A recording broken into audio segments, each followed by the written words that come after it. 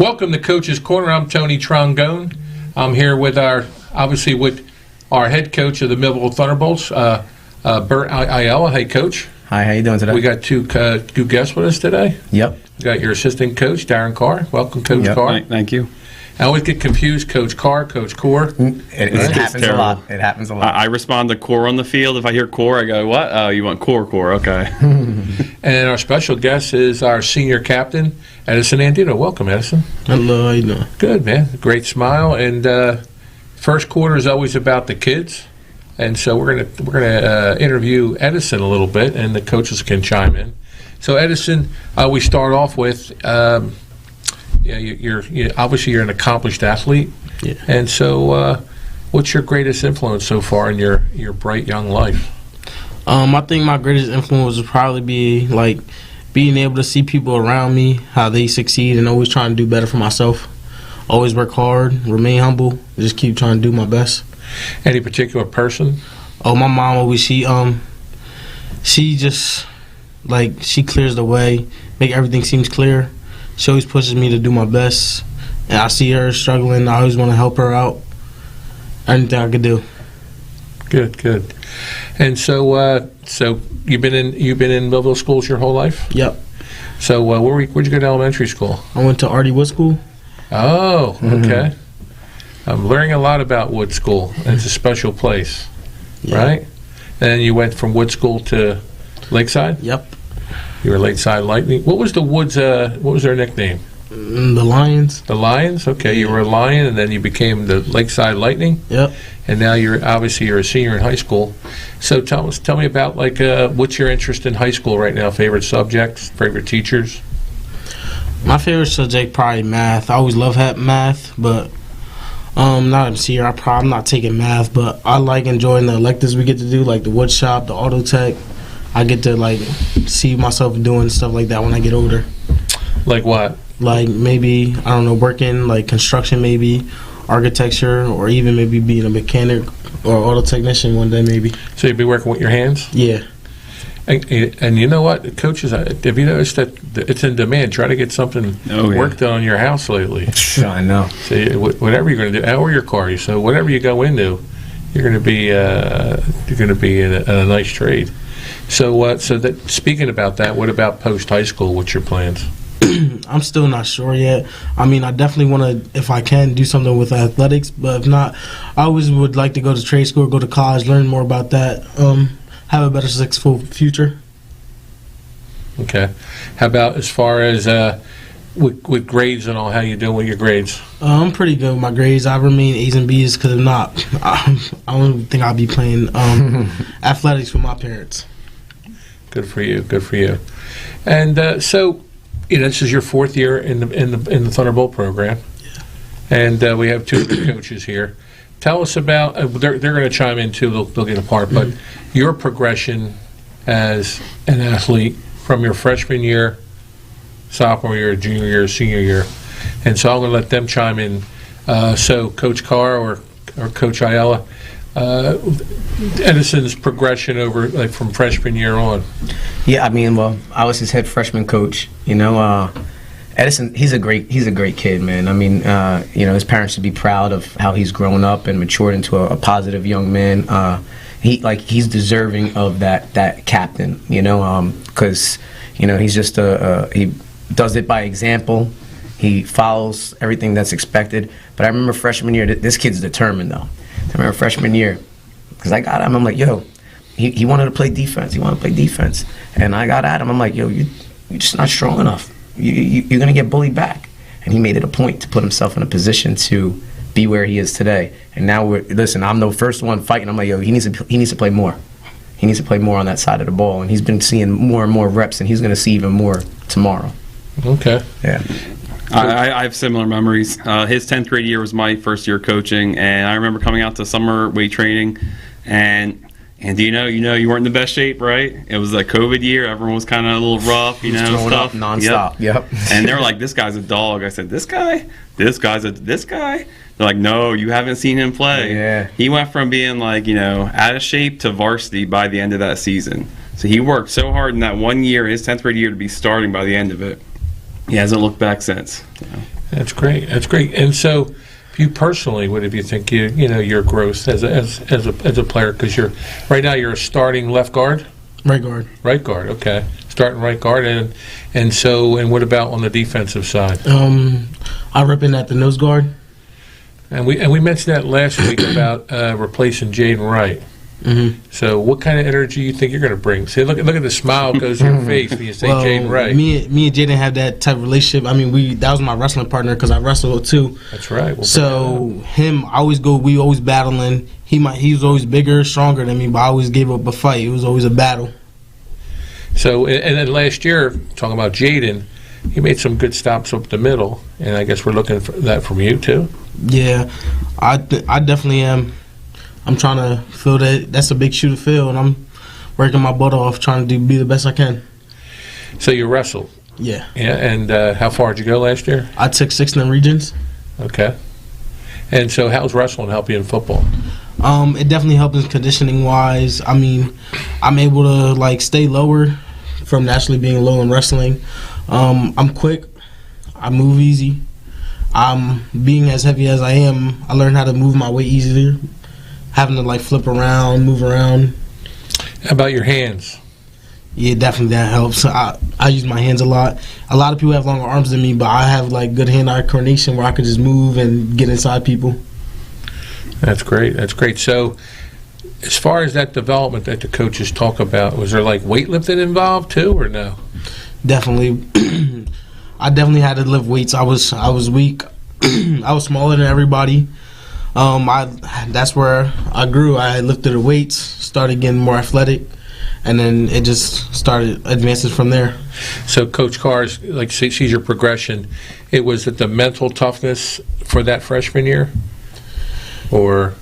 Yeah, I would say it's a little bit of mental and physical. I mean, I probably wouldn't say I was as aggressive as I was freshman year as I am now. Yeah, I always think he had the mentality because he just had that dog and that desire in him to fight. He just didn't have, I guess, the physical traits that he would have liked to kind of balance that out, which he became determined to say, yo, I'm going to get this. So.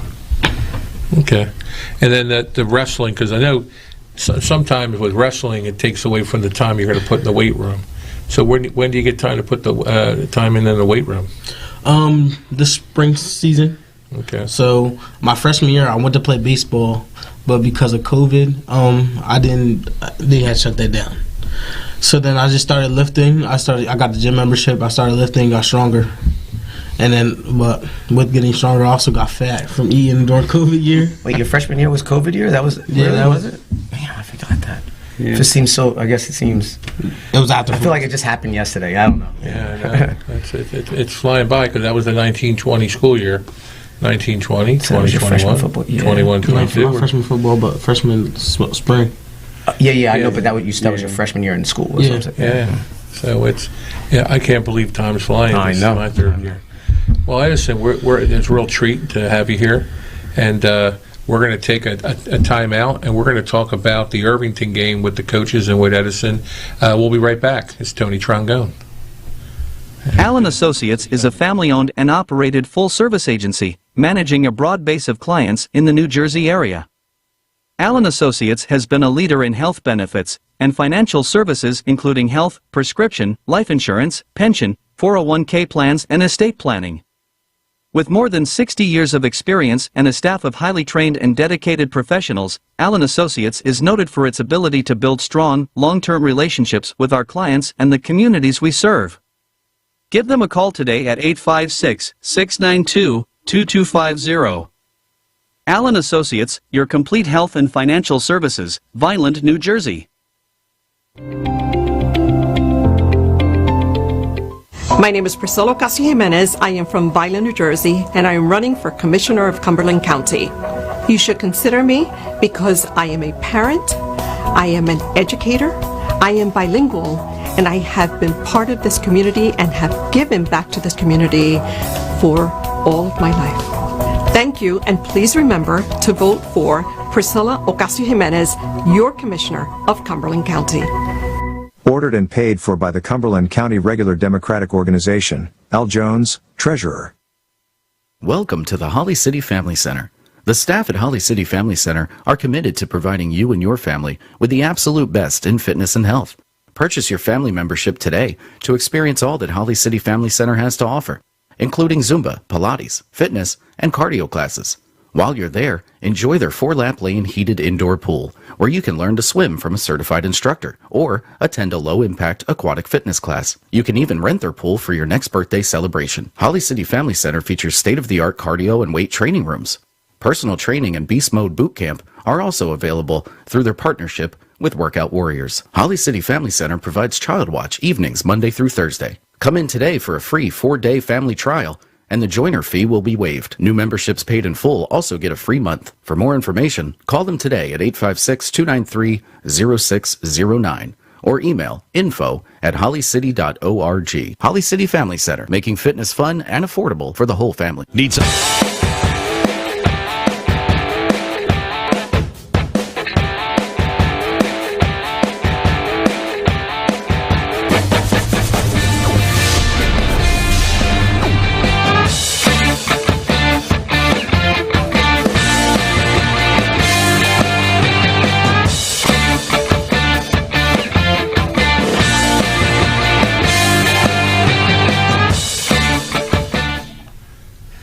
Welcome back to Coach's Corner with Tony Trongone and Coach Ayala. We have our guest, Coach Carr, and also Senior Captain Edison Andino.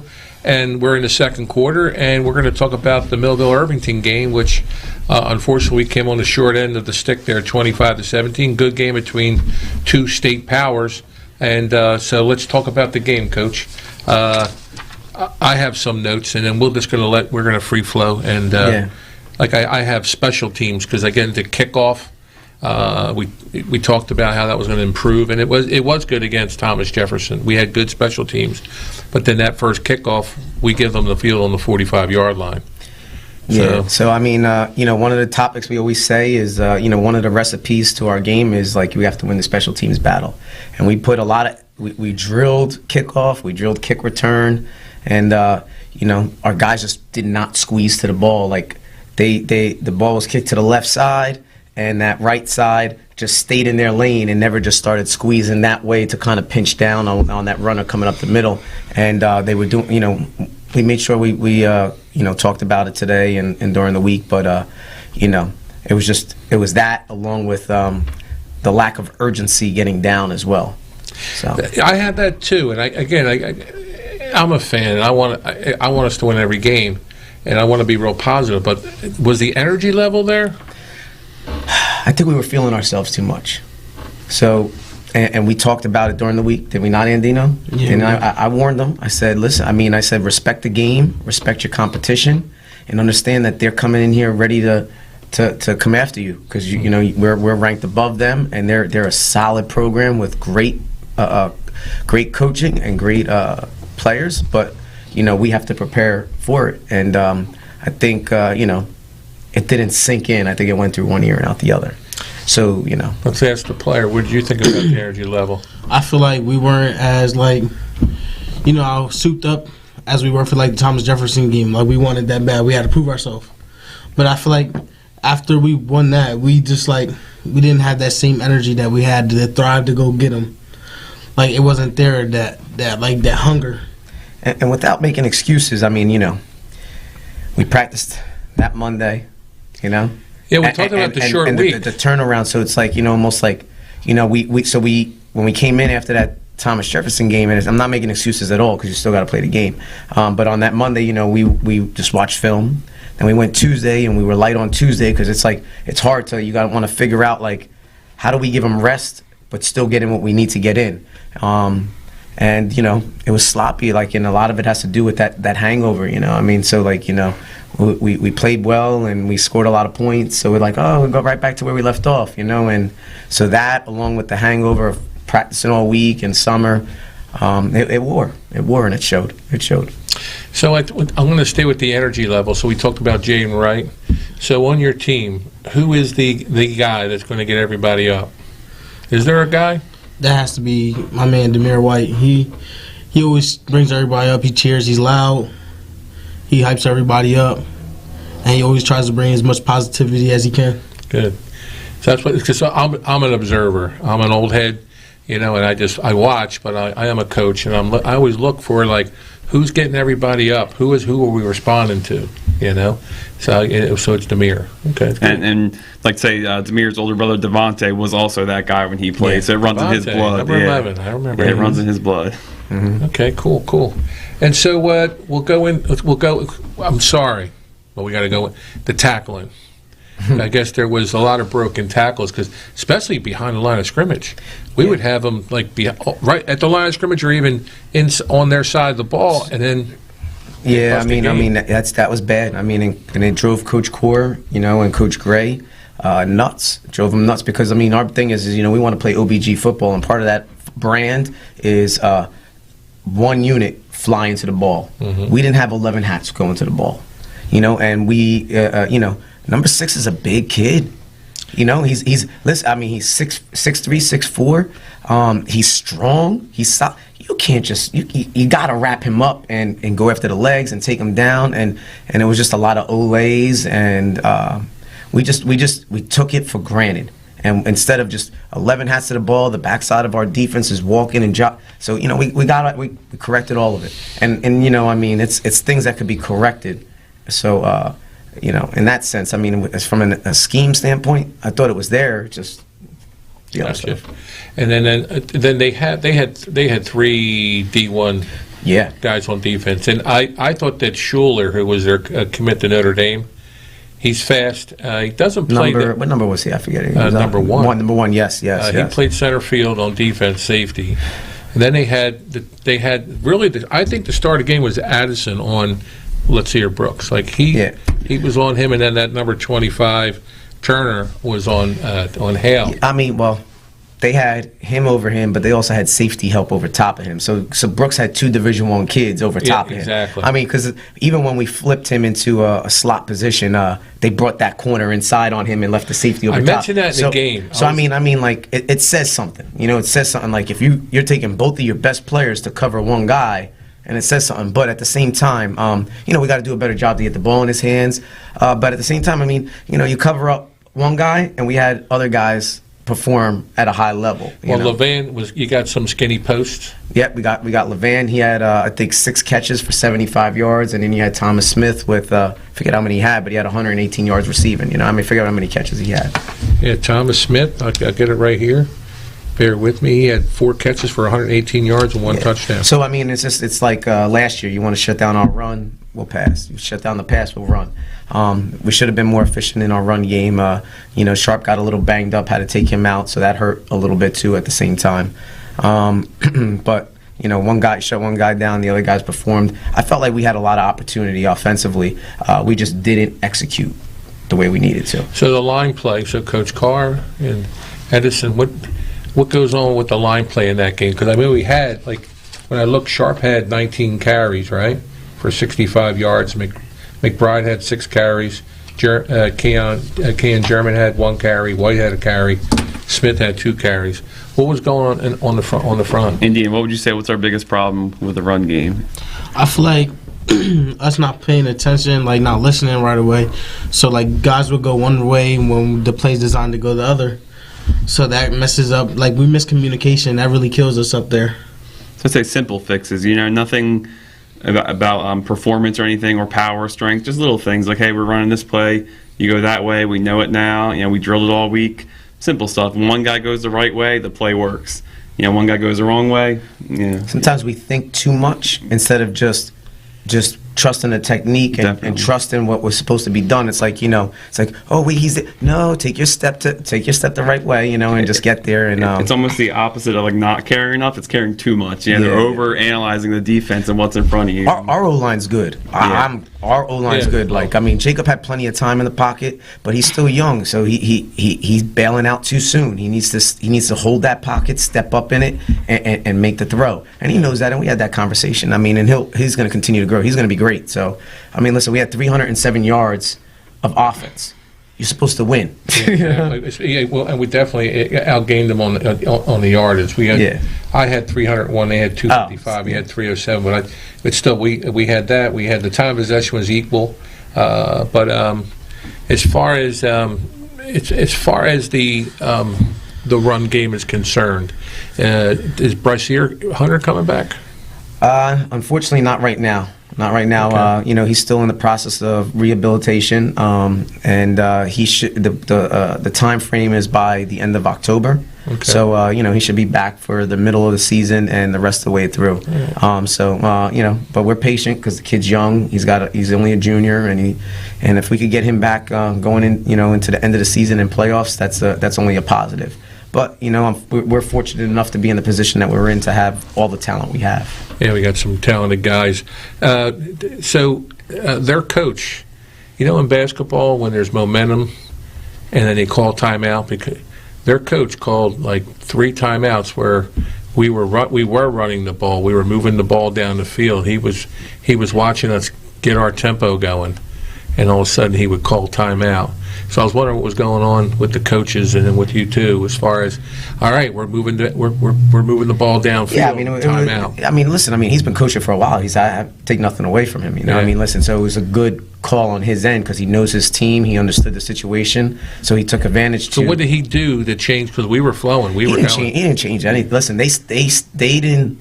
They could go in there and say they had the game plan. The game plan was that they wanted to make sure they keep the ball out of Brooks' hands, yeah. and shut then Tehran as well, and they thought that's where everything funneled to. So they put the 2 Division I kids over top of him, and just play tough defense. So there was no, from what I saw on film is what we got in person. So it wasn't much different. Their safeties up top are legit safeties. They come downhill so fast that it negates any quick hot read or hot. Right. Yeah. So listen, they're good. They have good athletes, and he just put them in the right position to be successful. And I want to say, I think the timeouts came a lot of times when we see their secondary sort of confused and be running around. Yeah. He was smart to say, no, we're not going to get beat. Timeout. Let's fix this. I saw that a lot. So we're about at the end of halftime here, and so I'll go around. I'll start with Coach Carr. I talked about the game. We talked at the game about losing. Nobody wants to lose. Dick Vermeil said the only show me a person who accepts losing, I'll show you a loser, whatever. He had a quote about that. So nobody wants to lose, but there's learning, and that's what I think this whole second quarter conversation was about, what we need to do to get better. So Coach Carr, what did you learn from the game? I would just say discipline has to be there at the forefront of everything we do. So as far as penalties, assignments, not overthinking, just play the simple game. We have a good game plan, we have good players, they're in good positions. Just the simple things, relaxing, staying focused, and we get a little too hyped, I think, sometimes on the field. So just center yourself, breathe, and just do your play. You do that, and we're fine. We're gonna be great, I think. I'll go to Edison. What did you learn? I learned that, like Cor said, our discipline, I feel like our guys got to really buy into what we do. Not getting too hyped up, being calm, relaxed, but having that laser focus and having one to attack and be, keep going. And Coach? What we learned from it is, we addressed this week, and we had to make sure we knit a couple things in the rear end to kind of get more of a grip of everything, and have these guys understand, be confident but be humble at the same time. Respect the game and respect the fact that you have a target on your back every week. Every week, everybody's going to come out and come after you. So we have, just because we're on top doesn't mean we don't have anything to prove. We have something to prove every week. Well said, and again, we're talking about our team. We're looking at what we need to work on, but we have, what number 6 in the state, wherever we're ranked, we're in the top 10 in the state, and I think champions always do look. If you look at champions like the Patriots and Bill Belichick, he'll even after a win, he'll have the talk that we just had here, because that's what champions do. We know we celebrate the wins, but very shortly we go back to what we need to do to learn. So please, everybody that's out there, knowing that this conversation is really about what champions do, is they look at what they need to do to get better every week. So I want to end the second quarter on that, and I want to thank Edison for coming out, and wish you luck and anything we can do to help you in your senior year. Okay? Thank you. All right. Okay, that's the end of the half, and we'll be right back after this commercial. Need something Yeah. fixed? Think Latour Hardware and Garden Center, your best bet for reliable and lasting repairs. For over 30 years, Latour has been the expert in small engine repairs, lawnmower repairs, blade sharpening, screen and window repair, glass cutting, generator maintenance, and power tool repairs. Latour services all major brands, and whether you visit the store or take advantage of Latour's pickup and delivery service, you'll know your job is being done right. Think hardware, think Latour Hardware and Garden Center. Come on in and get started. Allen Associates is a family-owned and operated full-service agency, managing a broad base of clients in the New Jersey area. Allen Associates has been a leader in health benefits and financial services including health, prescription, life insurance, pension, 401k plans, and estate planning. With more than 60 years of experience and a staff of highly trained and dedicated professionals, Allen Associates is noted for its ability to build strong, long-term relationships with our clients and the communities we serve. Give them a call today at 856-692-2250. Allen Associates, your complete health and financial services, Vineland, New Jersey. Imagine living without pain. For over 35 years, Doctors Beebe and Doyle have helped thousands of people find relief from all types of pain. Millville Chiropractic Center has 4 doctors on staff specializing in hands-on or light-touch, drug-free pain relief methods. The examination, x-rays, therapies, and adjustments are all performed at one location. Schedule a consultation today. Enjoy life without pain and discomfort. Millville Chiropractic Center, the area's #1 pain relief center.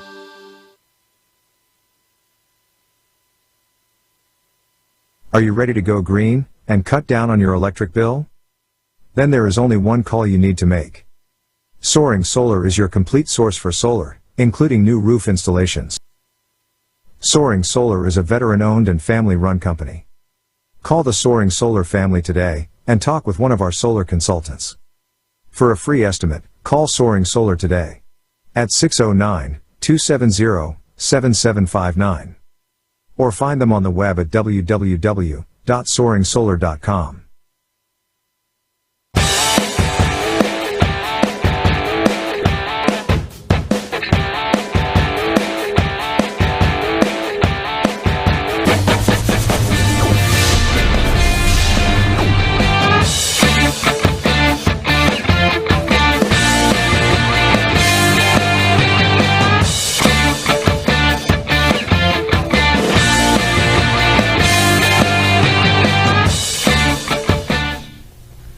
Welcome back to Coach's Corner. I'm Tony Trongone with Coach Ayala and also with Coach Darren Carr.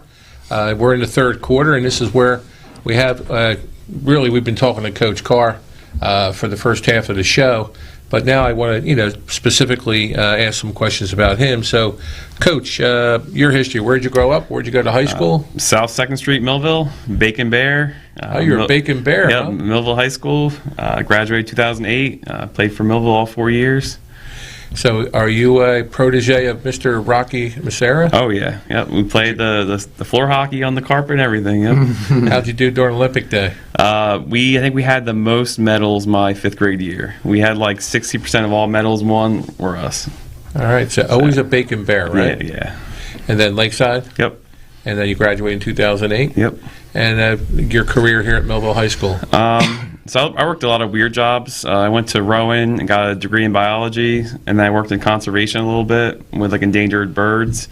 But that wasn't year round, so I started substituting in the winter. I happened to substitute at Millville, and I just liked it there. I liked the teachers. It was relaxed there. I subbed a lot of places around South Jersey, and I just wanted to be in Millville.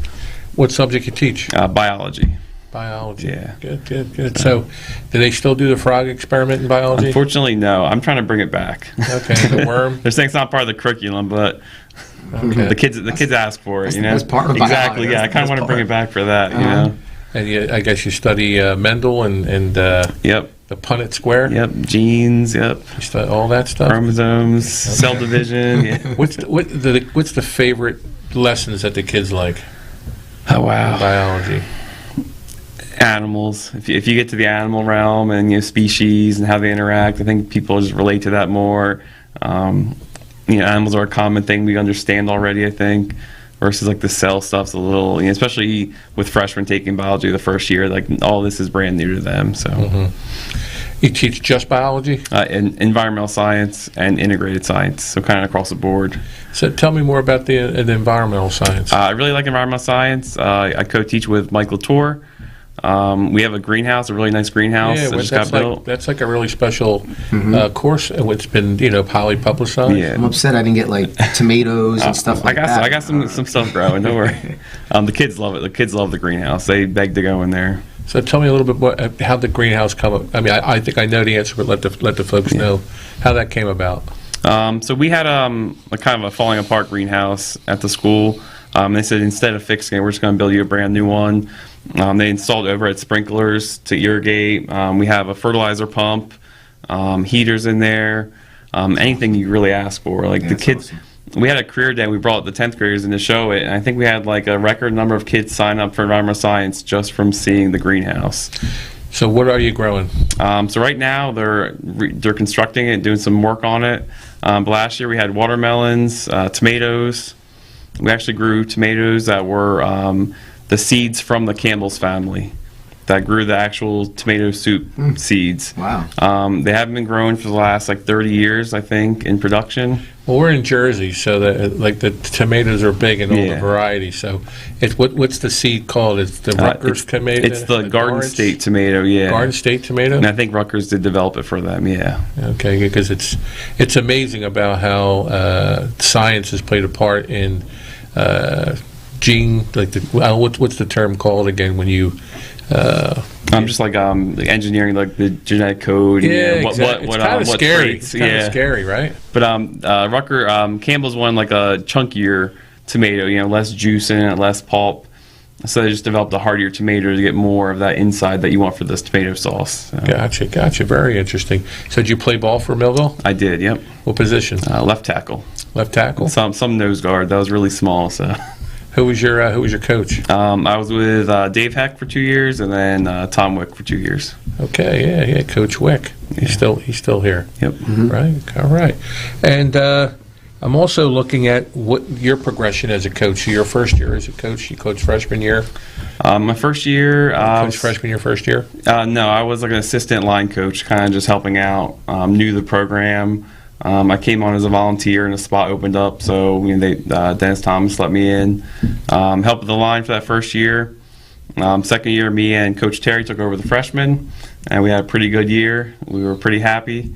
Was that last year, yeah. And then this year, I got the call up to the big leagues, helping out with the varsity offense. So the relationship you have with Coach Ayala, what's going on a daily basis there, you being the line coach in the backs?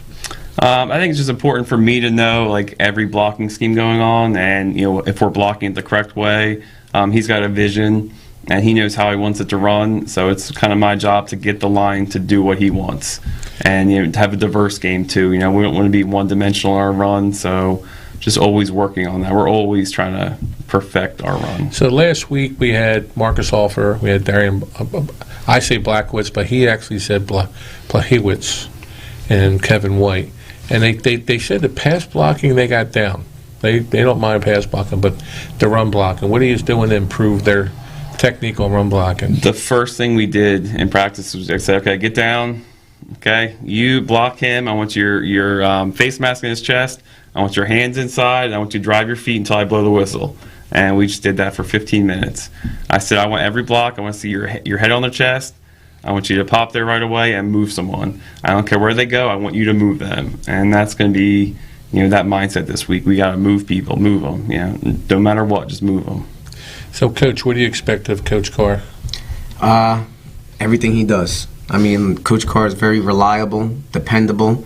I mean, I know I can ask him for something and he's going to help me out. Like, he helped me out with listen, I mean, I can't even tell you, he helped me out with so much in the off season with helping out with physicals, helping out to make sure things were, just in place. I mean, he's just not an offensive coach. He helps out with everything else. Coach Carr is very determined to be good at what he does.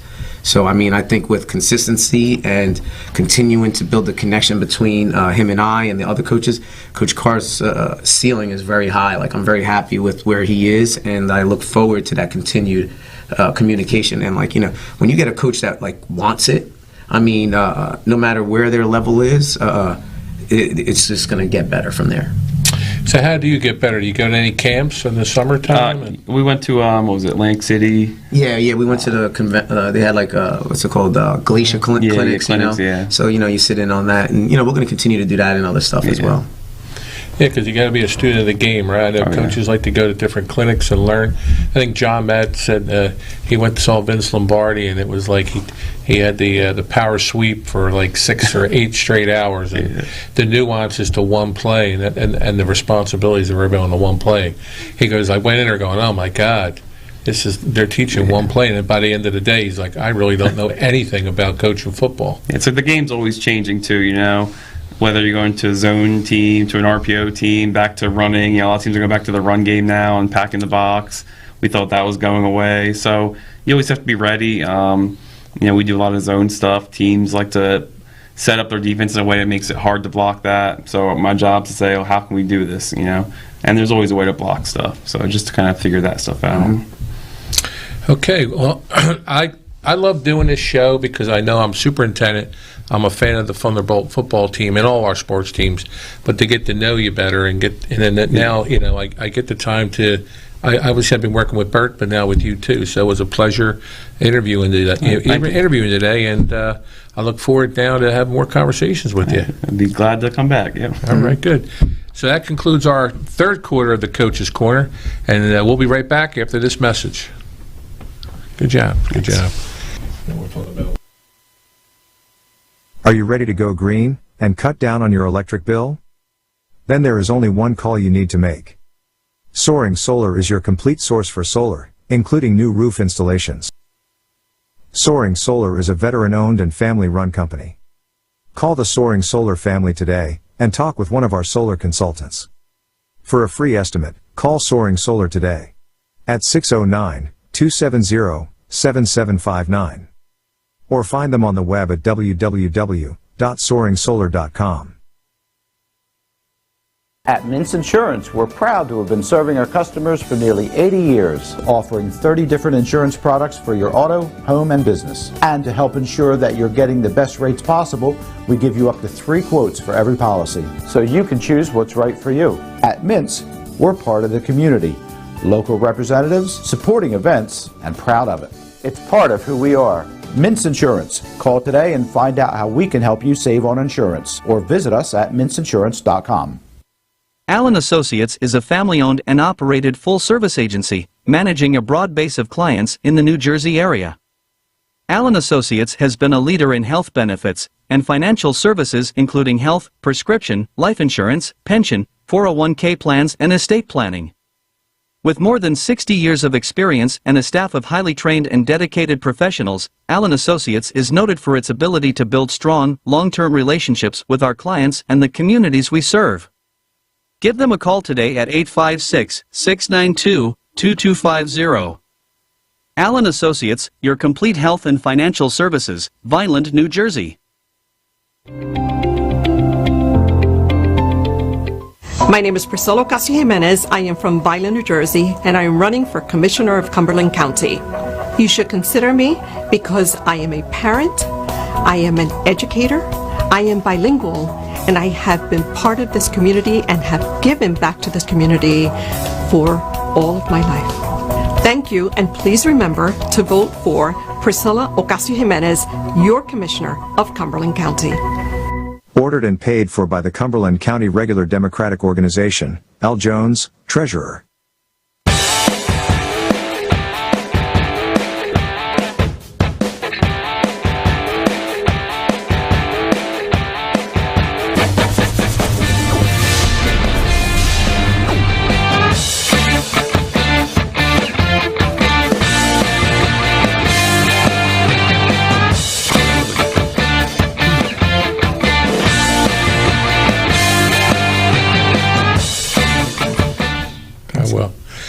Welcome back to Coach's Corner with Tony Trongone. We have Coach Darren Carr along with our head coach, Bert Ayala. And we're at the fourth quarter. This is when we talk about the upcoming game against Williamstown. And so, Coach, Williamstown fields a great team. Yep. The past 5 years, we're 3-2 against them. We won the last two. They won the two prior. We won 40-7 last year. So it was, but the year before that, it was a tight game, 16-8, and then 3 years ago they won 37-0. That's when they had their state championship team. So tell us a little bit about the Williamstown offense. I mean, listen, they're first of all, the program-wise, they're a good program. You know, they always have solid coaching. They can always be well coached up. Offensively, you know, they're a mixture of. They're going to try to run it. They're going to try to pass it. They got a sophomore QB. Listen. I'm impressed. He can sling the ball. You could tell he's well coached. I mean, he's gonna continue to grow and be good. So they have their balance to them. They're not I don't know if they're. Height-wise, they're on the average side, very comparable in size to us. Maybe not as what they used to be in a couple of years ago. But listen, I mean, they're going to come out slinging it. They're going to come out running it. They're hungry for it. What type of offense do they run? I would say a multiple spread. That's what they would say. Oh, yeah? Yeah, I would say they're going to spread it out, but they're going to go into like 20 personnel as well and run the ball. So they're going to mix it up. They're going to mix it up. But I could see them looking to run the ball a little bit more. Yeah, they have a sophomore quarterback, Andrew Craig. He went 12 for 16 with 139 yards and 2 touchdowns. And I have a junior halfback, Zach Zerby, had 74 yards on 18 carries. So they are kind of balanced then, right? Yeah. They got some good athletes over there, yep. Mm-hmm. What about on the defensive side? Defensive side, I mean, they show like a 3-3 stack, with 2 high. Then they'll flip it to like a 4-2-5. I mean, so they're gonna. I think they got a new defensive coordinator. That's there, and they got solid defensive coaches over there. So I mean, he's game planning and trying to find out how he's gonna take away what we do, just like how we're finding out how we're gonna take away what they do, how we're gonna attack them. Coach Carr, what about the offensive line in this game? Their line looks well coached. I mentioned that to our line. Like, you see them, they're going to get their hands on you. They're going to try to move you. They're going to not stop. They're well disciplined. So our D line have to be ready for that. And their D line, they like to shoot in. They're strong. They're fast. We put the fast guys on the scout line this week. We said, shoot in. This is what you're going to see. You got to stop it. Get it in front of them, move them. So, I feel confident, but, they have a good line. They're well coached. So what about our offense? Listen, we're going to do what we do. We're going to, stick to our game plan. We made adjustments that I think were key. Listen, I don't ever go into something and just say, we could just stay the course. It's always about adapting and adjusting and seeing what we can do to be better. How can we get the ball here better? How can we do this better? So I mean, you talked about Jacob, and a great kid, good arm. Yeah. And he has the measurables. And then we still about that learning process. What does he learn from week 1 to week 2? Now we're in we're really 0, 1 hour in week 2. Trust his technique. The kids went to more training than than you can even imagine. And then sometimes you get in the heat of the moment and you forget about what you're taught in those training camps and skills, and he's just got to stay the course. He's a very good player.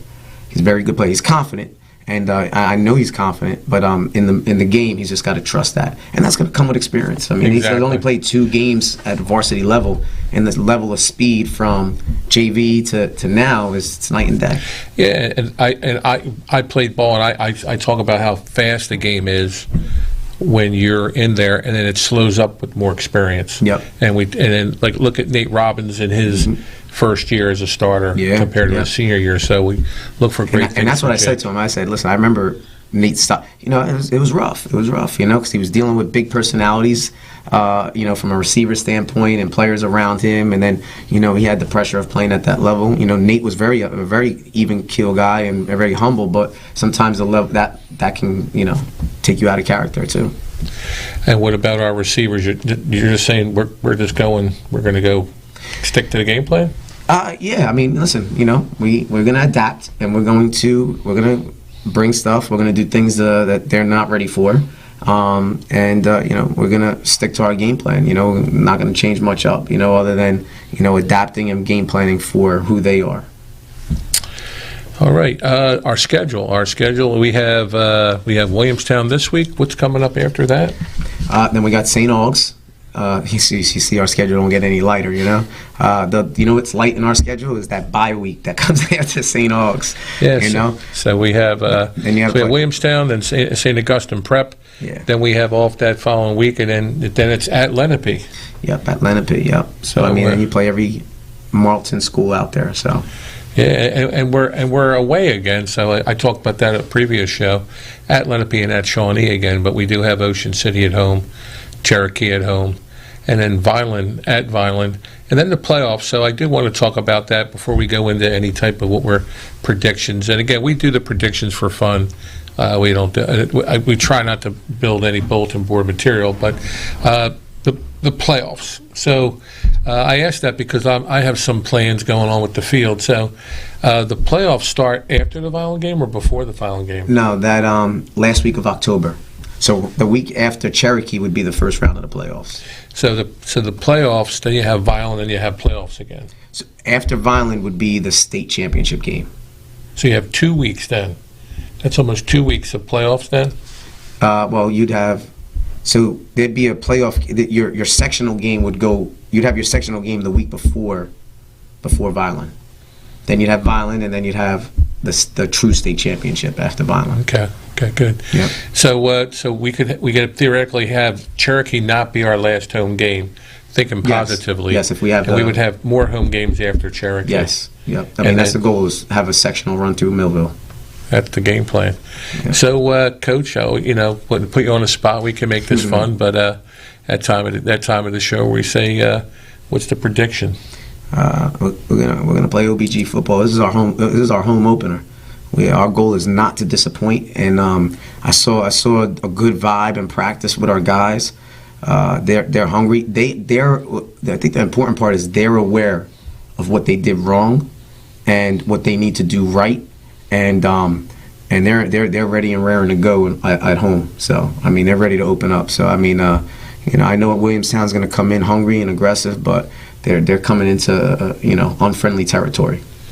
Yeah, I talked about the learning. So it's a lot about learning from the Irvington game into Williamstown. Yep. So I wish you luck. Again, nice meeting you, Coach Carr. Thank you. And this is the time we say it's the fourth quarter, and we're ready for some Thunderbolt football. The game will be Friday night at home at Wheaton Field at John Barbeau Stadium at 6 p.m. Yep.